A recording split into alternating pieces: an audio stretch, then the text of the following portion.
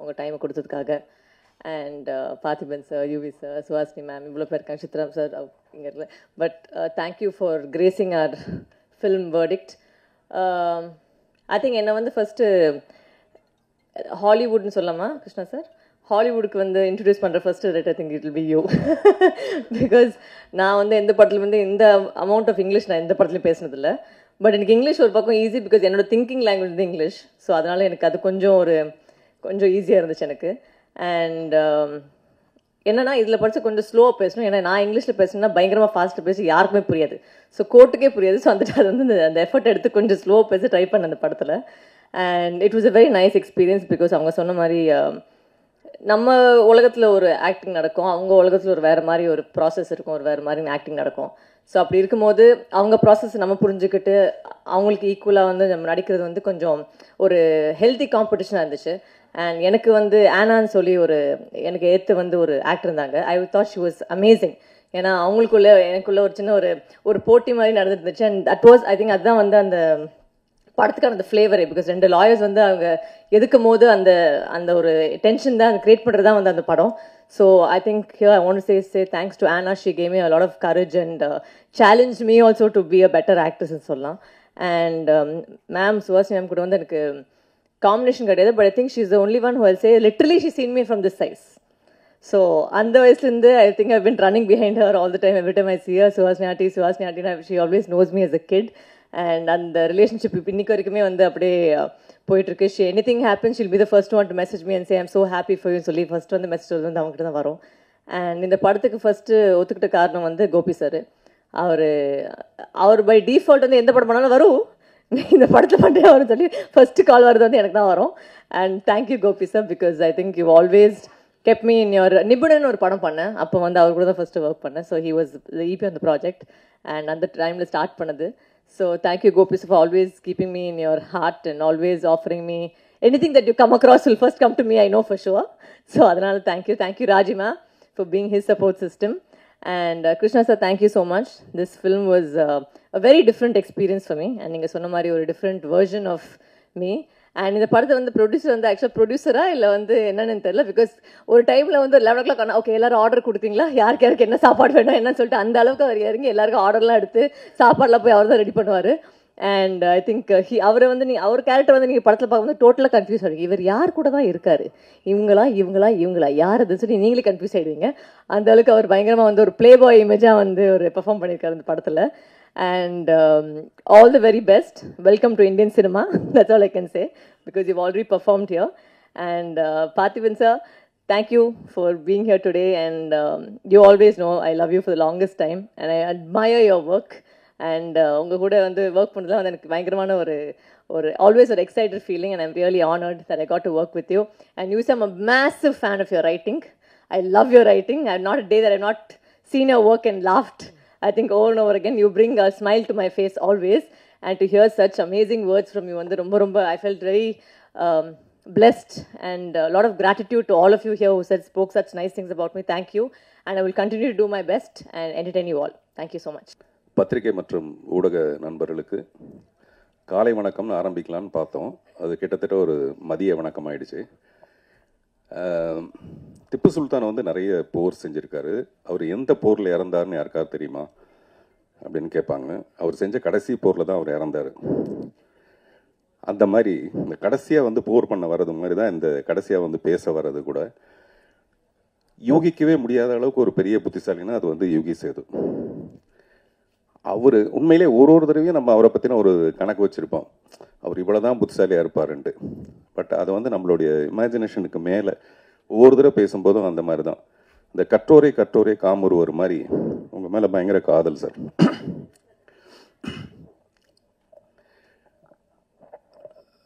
இந்த ஹேராம்னு ஒரு படம், கமல் சாருடைய படம். அந்த படத்தை பார்த்துட்டு ராதிகா போய் கமல் சார்கிட்ட கேட்டாங்களாம், இந்த படத்துக்கான தமிழ் ரைட்ஸ் எனக்கு கொடுப்பீங்களா அப்படின்ட்டு.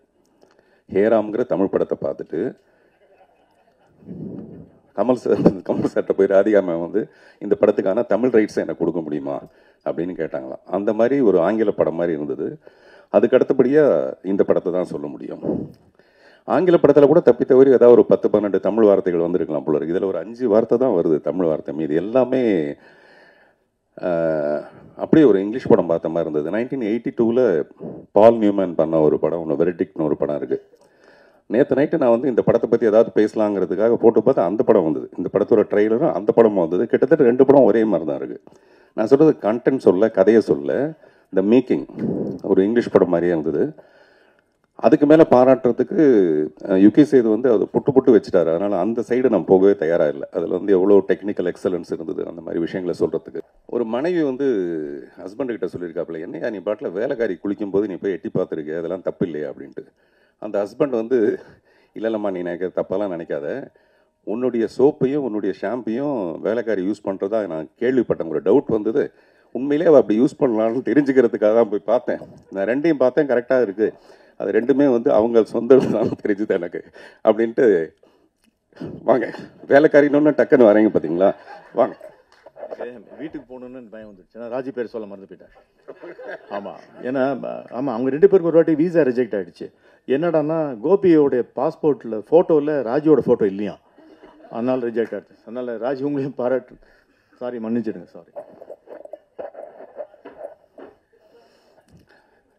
நான் வேலைக்காரின்னு டக்குன்னு இறங்கி வந்துட்டார், மேலே வந்துட்டார் போல இருக்கு அப்படின்னு நினச்சேன் நான்.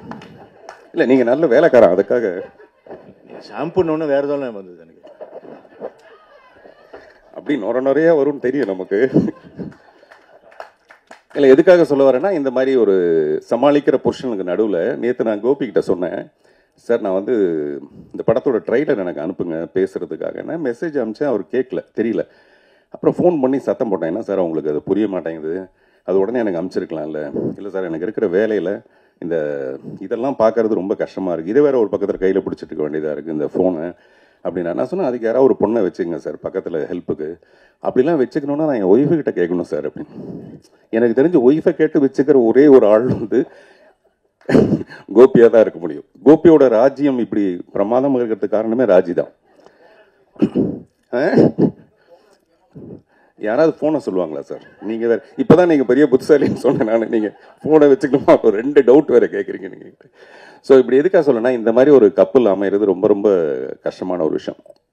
ஒரு ஃபியூ இயர்ஸ் வந்து அப்படி இருக்கலாமே தவிர, கடைசி வரைக்கும் பொண்டாட்டி பேச்சையே கேட்டுட்டு ஒரு புருஷன் இருக்கிறாங்கிறது அந்த போராட்டம் வந்து கோபிக்கு தான் போய் சேரும்.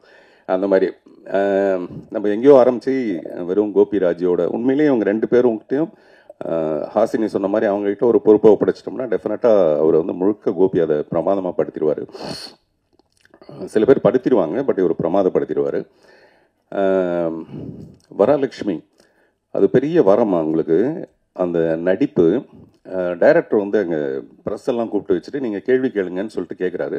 அவங்க கேட்குறாங்க, அதையும் கேட்குறீங்க அப்படின்றாரு இவர். நான் சொன்னேன், நீங்கள் தான் கேட்க சொன்னீங்க, அதுக்கப்புறம் கேட்காம என்ன பண்ணுவாங்க அப்படின்ட்டு. அதில் அவர் சொல்கிறாரு, ஒரு டேக் வந்து ஒரே டேக்கில் ஓகே பண்ணிட்டாங்க, ஒரு ஷாட்டை ஒரே டேக்கில் ஓகே பண்ணிட்டாங்க.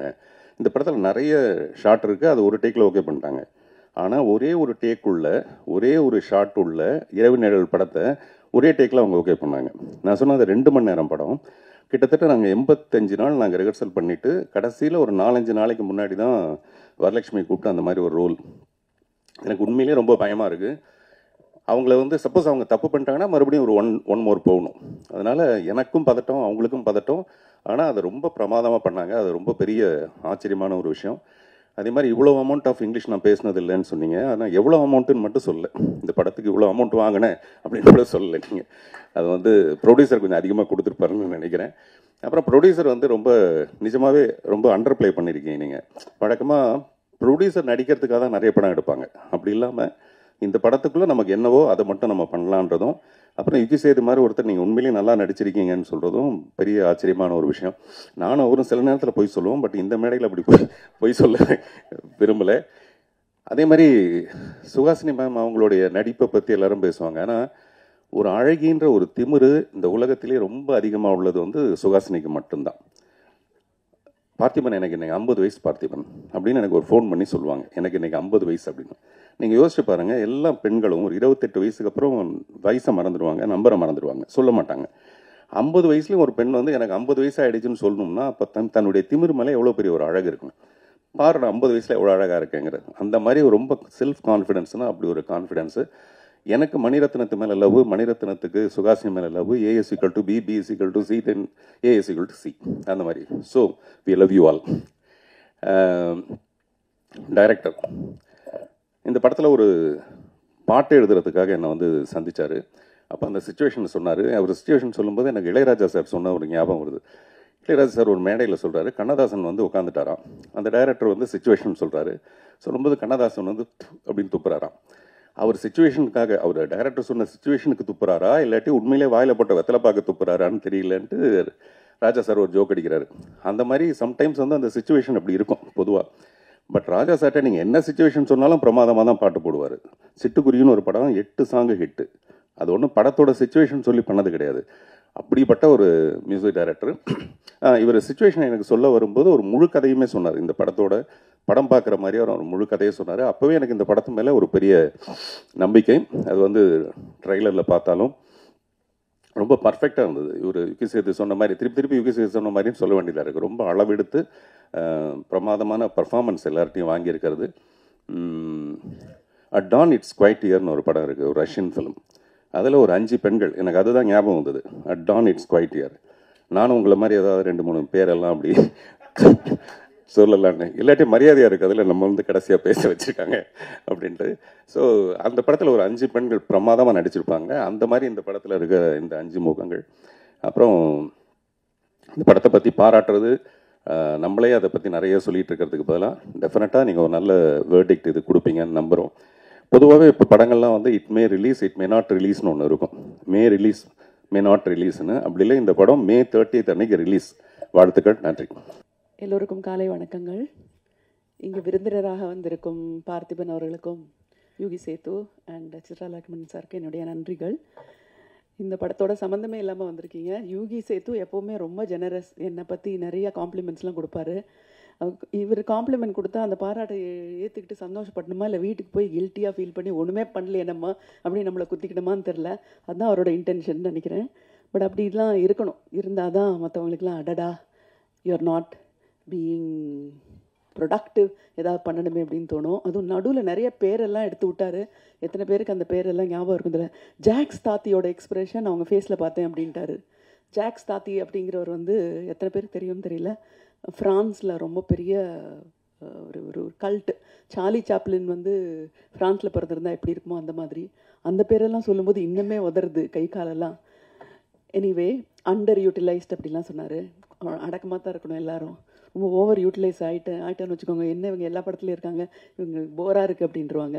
அதனால் நாங்கள்லாம் கொஞ்சம் அடக்கி வாசிச்சா தான் இந்த மாதிரி வேர்டிக்டான படத்தில் ஒரு 4 நாள் ஒர்க் பண்ணால் கூட கொஞ்சம் ஸ்பெஷலாக இருக்கிற மாதிரி தோணும். So which is an advantage for the film, me being underutilized. And Chitra Lakshmanan sir, thank you so much. அழகாக அனலைஸ் பண்ணிங்க. இந்த படத்துக்கு வந்து ப்ரெஸ் ஷோக்கு அவரை கூப்பிடணும்னு சொன்னது இட்ஸ் வெரி குட். பிகாஸ் நிறைய பேருக்கு வந்து ஒரு படத்தை எப்படி பார்க்கணுங்கிறதே மறந்து போச்சு. ஏன்னா ஒரு ரீலாக 1 minute ரீலாக பார்த்து ஒரு 3 மணி நேர படத்தை வந்து எப்படி கான்சென்ட்ரேட் பண்ணி அதில் இருக்கிற ப்ளஸ் பாயிண்ட்ஸ் எல்லாம் பார்த்து நியூவான்சஸ்லாம் பார்க்கணும் அப்படிங்கிறது மறந்து போச்சு. இன்னுமே அந்த பிளாக்னஸையே பிடிச்சிட்டு இருக்கோம். அந்த படத்தில் இருந்த எல்லாத்தையும் விட்டுட்டு டார்க்காக ஒரு ஃப்ரேம் வந்தா அப்படின்னு.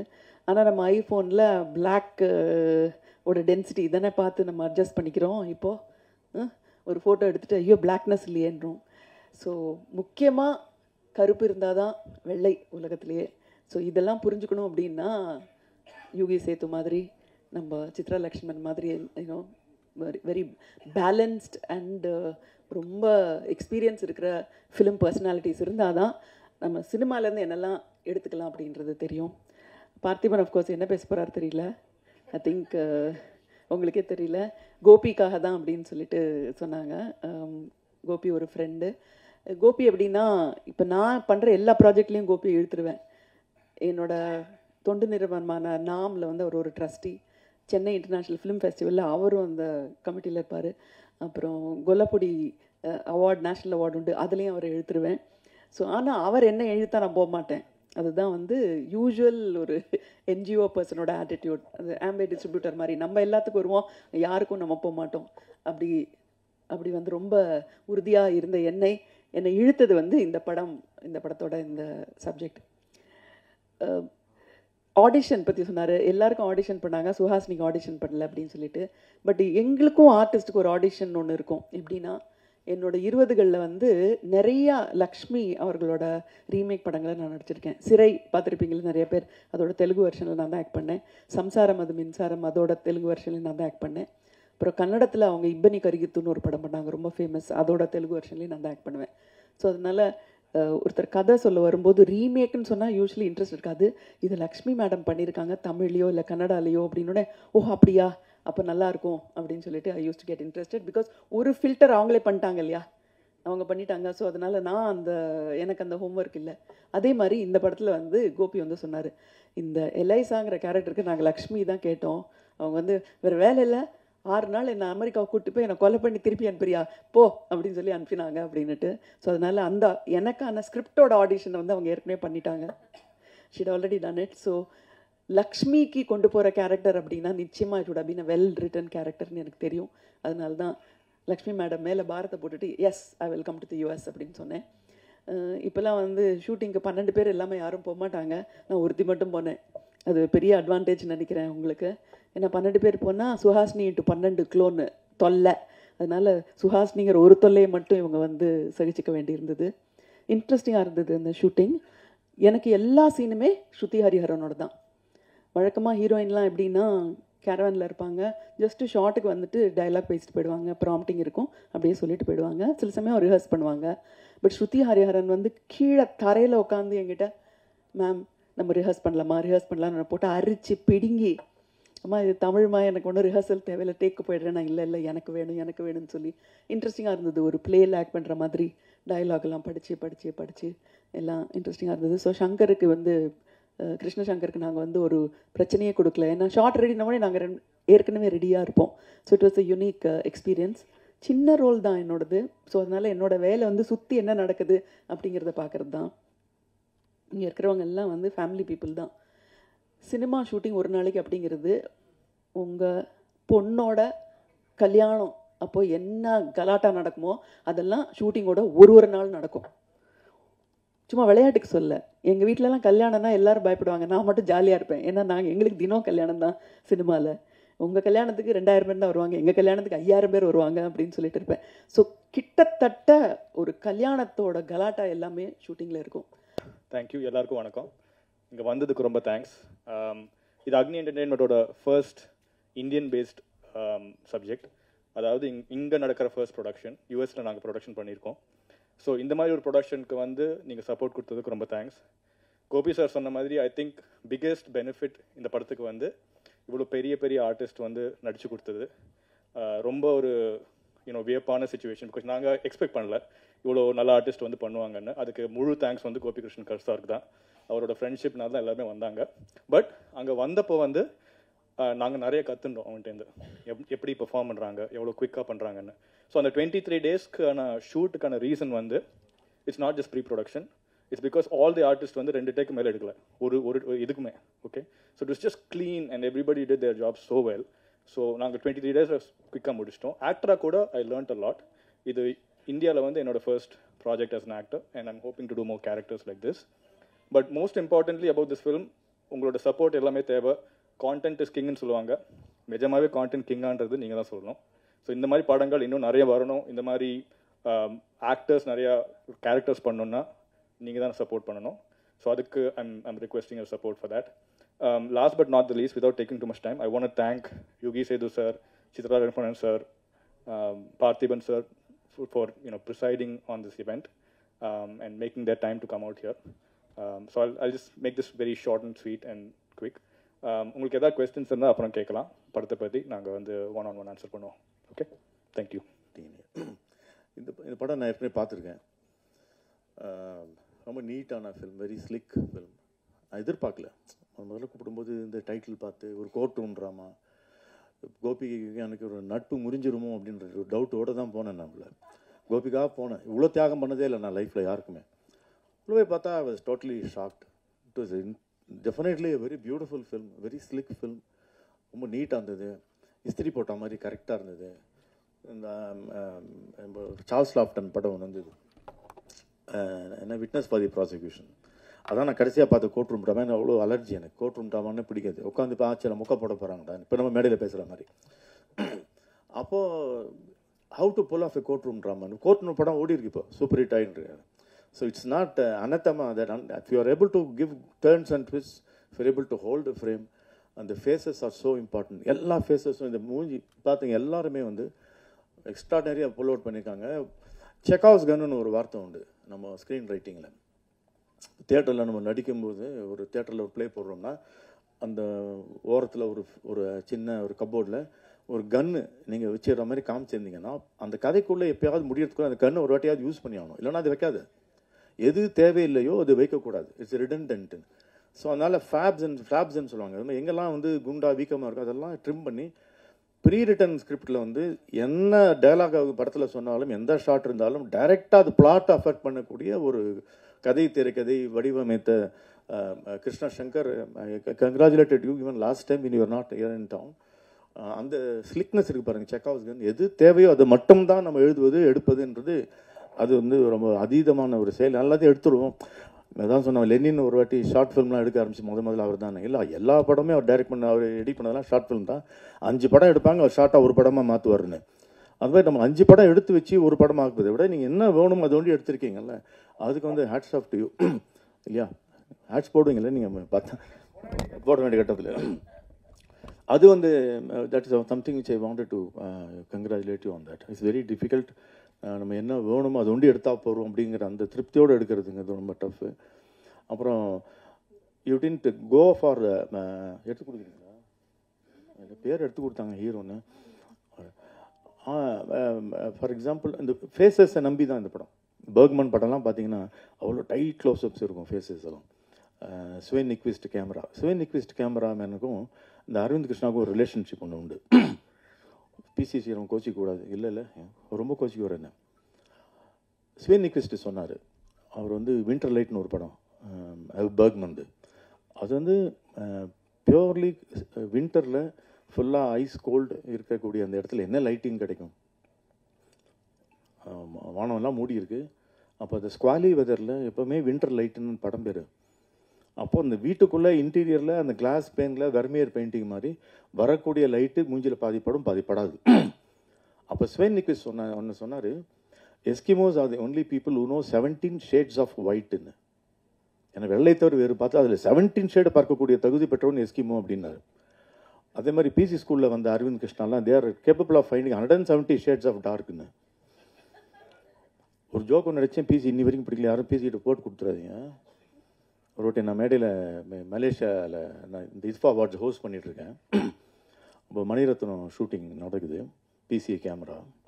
நார்மலாக நம்ம ஷூட்டிங் நடக்கும்போது சித்ராக்கு தெரியும், சாதாரணமாக lights on, start sound, start camera, action அப்படிம்போம். பிசி மணிரத்னம் படம் மாத்திரம் lights off, start sound, start camera, action அப்படிம்போம். ஒரு வாட்டி சொன்ன உடனே ஸ்டார்ட் போயிட்டுருக்கு, lights off, start sound, start camera, action உடனே பிசி திடீர்னு கட் அப்படின்னு இருக்காப்புல. என்னடா நான் ஒரே ஒரு கேண்டில் எரிஞ்சுது அப்படின்னு அணைச்சிட்டு ஸ்டார்ட் கேமரான்னு இது சொன்னால் கோபம் வராது. அந்த மாதிரி இருட்டில் எப்படி பார்க்க முடியும்னா know the calibration of so many shades of darkness. அதில் நேச்சுரல் லைட்டில் இந்த படம் எடுத்துருங்க, அதுக்கு சொல்ல வந்தேன் நான். இப்போ லைட்ஸ் ஃபுல்லாக இது எவ்வளோ லைட்ஸ் யூஸ் பண்ண தெரியும், இப்போ பண்ணக்கூடாது, வெறும் டார்ச்சில் பண்ணுங்க தெரிந்த அரவிந்த் கிருஷ்ணாக்கு நேச்சுரல் லைட் கொடுத்தீங்கன்னா ரொம்ப டஃப் அவருக்கு. Because is used to so much lights, but is pulled it off so well. ஏன்னா அந்த கை தேர்ந்த அந்த is a veteran now by now and is done it so beautifully well. Faces தான் ரொம்ப இம்பார்ட்டண்ட். வருவோட ஃபேஸ் என்ன, ஹாசினியோட face என்ன, அந்த ஃபேஸஸை கான்சன்ட்ரேட் பண்ணும்போது ஸ்ருதி ஹரியன் அது அந்த கேரக்டர் நம்ம மைண்டில் போய் நிற்குது. ஒரு நுவான்சஸ் நீங்கள் ஐலிட் க்ளோஸ் பண்ணாலும் சின்ன புன்முறுவல் பண்ணாலும் மண்டில் போய் ஒரு கேரக்டரோட நோட்டிஃபிகேஷனாக போய் சேருது. அதுக்கு அரவிந்த் கிருஷ்ணாவுக்கு தனியாக நம்ம பாராட்டுதல் தெரிவிக்க வேண்டும். அப்புறம் வந்து ஹீரோ பிரகாஷ் மோகன் தாஸ், அவர் ப்ரொடியூசர் தான் இன்ட்ரடியூஸ் பண்ணி விட்டார். படத்தில் இங்கேயோ பார்த்தா மாதிரி இருக்கேன்னு படம் பார்த்தா சில இவர் தான் நடிச்சிருக்காரு. அதில் பார்த்தாரு டிஃப்ரெண்ட்டாக சொதப்ப போகிறான் அந்த மனுஷன் அப்படின்னு. சரி இவர் நடிப்பை யாரும் கண்டுக்க கூடாதுக்கா என்ன பண்ணுறாரு, சட்டையை கட்டிட்டார் சல்மான் கான் மாதிரி. அந்த காலத்தில் பி சின்னப்பாக்கும் எம்கேடிக்கும் ஒரு வித்தியாசம் உண்டு. பாடி காட்டியவர் எம்கேடி, பாடியை காட்டியவர் பி சின்னப்பா.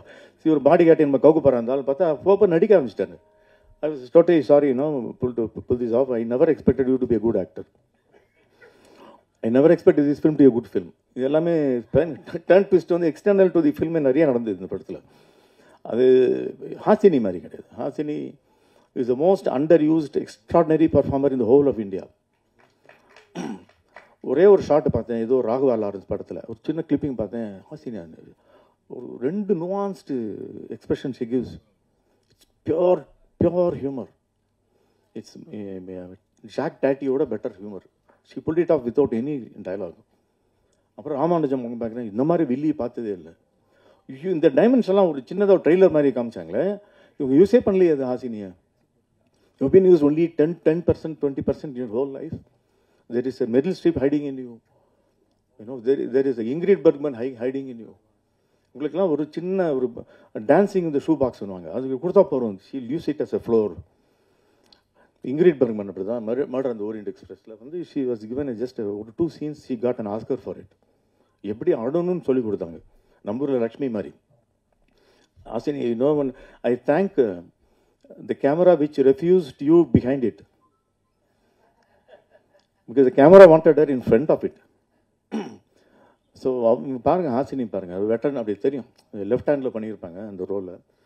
ஸ்ருதி ஹரிகரன் ஆக்டிவிஸ்ட்டு, பார்க்கும்போதே பயம் எனக்கு. ஏதாவது நல்லா இருக்குமா படம் பார்க்கலாமா, நீ சூப்பர் ஆக்ட் பண்ணியிருக்கேன் தெரியுமா சொல்கிற மாதிரி. ஆனால் வந்து பார்த்தானா ஐயோ மை காட், ஷீ இஸ் அந்த சந்தேகமே வராத மாதிரி ஒரு பர்ஃபார்மன்ஸ். ரொம்ப difficult to pull it off. இன்றைக்கி ஒரு டைட் க்ளோஸ்அப் வச்சுட்டாங்க, நீ பண்ணியே ஆகணும். வேறு டூல்ஸே கிடையாது. டேரக்டர் சொல்லிட்டார், எனக்கு தெரியாது ஸ்கிரிப்டில் இவ்வளோ தான் இருக்குது, இன்னும் மூஞ்சியில் மகளே ஒன்று சமத்துன்னு சொல்லி மூஞ்சியை வச்சுட்டிங்க க்ளோஸ்அப்பில். They all did it so well. இந்த படத்தை பற்றிய செய்திகளை உலகம் பூராவும் கொண்டு சேர்க்க இருக்கின்ற அன்பிற்குரிய பத்திரிகை நண்பர்களுக்கு என்னுடைய இனிய காலை வணக்கத்தை பதிவு செய்ய விரும்புகிறேன். நண்பர் பிரகாஷ் மோகன்தாஸுக்கு என்னுடைய நன்றி. ஏன்னா என்னுடைய நண்பரான கோபிகிருஷ்ணனை தயாரிப்பாளர் ஆக்கியதற்கு. இந்த விழாவுக்கு நான் வந்ததுக்கு மிக முக்கியமான காரணம் கோபி மோகன்தாஸ் மட்டும்தான். அவற்றை உள்ள 2 சிறப்புகளை சொல்லணும்னு நினைக்கிறேன். நட்புக்கு இலக்கணம் அப்படின்னா தாராளமாக கோபியை சொல்லலாம். இன்றைக்கு இந்த திரைப்படத்திலே இவ்வளவு மிகப்பெரிய நட்சத்திரங்கள்லாம் இணைந்திருக்கிறார் அப்படின்னு சொன்னார் இல்லையா. நான் கூப்பிட்ட உடனே எல்லாரும் உடனடியாக அமெரிக்காவுக்கு வந்து நடித்து கொடுத்தாங்கன்னு. அதுக்கு காரணம் அவருடைய நட்பு வளையம். அது வந்து மிகப்பெரியது. அதிலேருந்து ஒரு சிறு பகுதியை தான் இந்த படத்தில் அவர் பயன்படுத்தியிருக்கிறார் அப்படின்னு சொல்லுவேன். அதே மாதிரி அவர்கிட்ட உள்ள இன்னொரு திறமை என்னென்னா இந்த அட்மினிஸ்ட்ரேட்டிங் கெப்பாசிட்டி. அவர்கிட்ட ஒரு பொறுப்பை ஒப்படைச்சிட்டிங்கன்னா அதை அதுக்கப்புறம் நீங்கள் நிம்மதியாக தூங்கலாம், அவர் தூங்க மாட்டார். அதை மிகச்சிறப்பாக நிறைவேற்றுகின்ற வகையில் அந்த மாதிரி ஒரு எக்ஸ்ட்ராடினரி டேலண்டட் மேன் அவர்.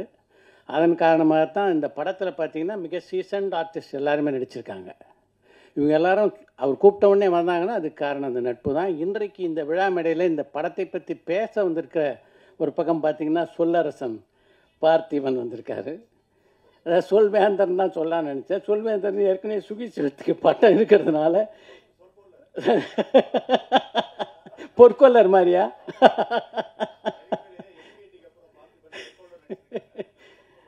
அது மாதிரி இந்த படத்தில் நடித்திருக்க நட்சத்திரங்களை பற்றி சொல்லவே வேணாம். சுகாசினிகள்லாம் வந்து எப்படிப்பட்ட ஒரு சீனியர் ஆர்டிஸ்ட்டு, எப்படிப்பட்ட பெர்ஃபார்மர் அப்படின்றது எல்லாருக்கும் நல்லா தெரியும். அதை வந்து ரொம்ப அழகாக வந்து யூகி சொன்னார். அதுதான் ரொம்ப நல்ல விஷயம். கேமராவை வந்து உங்களை பின்னாடி நிற்காதீங்கன்னு சொல்லி புறந்தள்ளினது வந்து ரொம்ப பெரிய விஷயம்னாரு. அது நிஜமாகவே ரொம்ப அழகான டேர்ம். அதாவது சுகாசினி நடிப்பு திறனுக்கு சொல்கிறதுக்கு வந்து அதை விட ஒரு நல்ல டைம் கிடையாது. வரலட்சுமியை பொறுத்த வரைக்கும் வந்து வரலட்சுமி வந்து சுயம்பு. இன்றைக்கு வரலட்சுமி வந்து தமிழ் சினிமாவிலையும் இல்லை தெலுங்கு படங்களையும் முக்கியமான இடத்துல இருக்காங்க. அதுக்கு முக்கியமான காரணம் அவங்களுடைய உழைப்பு. இது வந்து பெரிய விஷயம். அது வந்து நைட்டு வந்து படுத்து தூங்கும்போது நிம்மதியாக கர்வத்தோடு படுத்து தூங்கலாம் வரலட்சுமி. அந்த அளவுக்கு ஒரு கிரேட் பெர்ஃபார்மராக இன்றைக்கி வந்து அவங்க இருக்காங்க. சூஸ் பண்ணி கதாபாத்திரம் நடிக்கிறாங்க. இந்த படத்தில் நடிச்சிருக்க எல்லாருமே, அதாவது இந்த படத்தினுடைய கதாநாயகமும் தயாரிப்பாளரும் பார்த்திங்கன்னா அவர் சொன்ன மாதிரி எனக்கே கூட லேட்டாக தான் தெரியும் அவர் தான் தயாரிப்பாளர்னு. ரொம்ப நல்லா நடிச்சிருக்காரு. இந்த படத்தை இயக்கி இருக்கின்ற கிருஷ்ணசங்கரை பற்றி சொல்லணும். 2 விஷயம் சொல்ல நினைக்கிறேன். என்னென்னா அவர் ஒரு தியேட்டர் ஆர்டிஸ்ட்டு. ஒரு தியேட்டர் ஆர்டிஸ்ட் இப்படி ஒரு படத்தை பண்ண முடியுமா, நிஜமாகவே பிரமிப்பாக இருக்குது. அதை தாண்டி அவர் பிரமிப்பை எனக்கு கொடுத்தது என்னென்னா இந்த திரைப்படத்தை 23 நாட்களில் அவர் முடிச்சார்ந்தது. இதை அவர்கிட்டேருந்து இன்றைக்குள்ள இளம் இயக்குனர் பல பேர் கற்றுக்கணும்னு நான் நினைக்கிறேன். ஏன்னா பட்ஜெட்டிங் தான் சினிமாவில் ரொம்ப முக்கியம். எந்த கதையும் நாம் அதாவது திரைப்படத்துடைய படப்பிடிப்புக்கு போகிறதுக்கு முன்னாடியே நம்ம சரியாக திட்டமிட்டோம்னா நிச்சயமாக குறைந்த நாட்களில் இந்த அளவு குவாலிட்டியாக கொடுக்க முடியும். இந்த படத்தை நடிச்சிருக்க ஆர்டிஸ்ட்லாம் எப்படிப்பட்ட நட்சத்திரங்கள் அப்படின்னு எல்லாருக்கும் தெரியும். அவங்களெல்லாம் ஹேண்டில் பண்ணுறதுன்றது அவ்வளோ எளிதான விஷயம் இல்லை. அதை மிக அழகாக பண்ணியிருக்கார். இவங்ககிட்ட இந்த பெர்ஃபார்மன்ஸ் வாங்குறது அப்படின்றது, அவங்க நடிப்பாங்கிறது வேறு விஷயம். ஆனால் இவருடைய கதைக்கேற்ப அவங்க நடிக்கிறதுக்கு இதை எக்ஸிக்யூட் பண்ணுறது இருக்குல்ல, அது நிஜமாக ஒரு பெரிய கெப்பாசிட்டி.